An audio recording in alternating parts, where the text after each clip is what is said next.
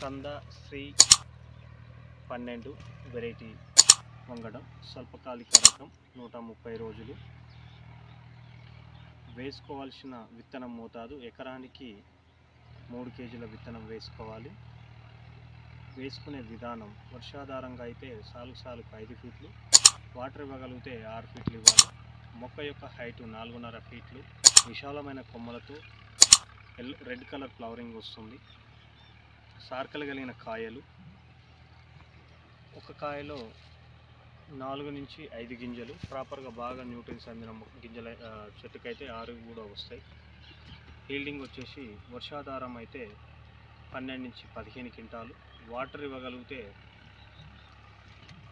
18 క్వింటాల నుంచి 21 క్వింటాలు కూడా వచ్చే అవకాశం ఉంది. ప్రాపర్గా అయితే 15 నుంచి 18 క్వింటాలు.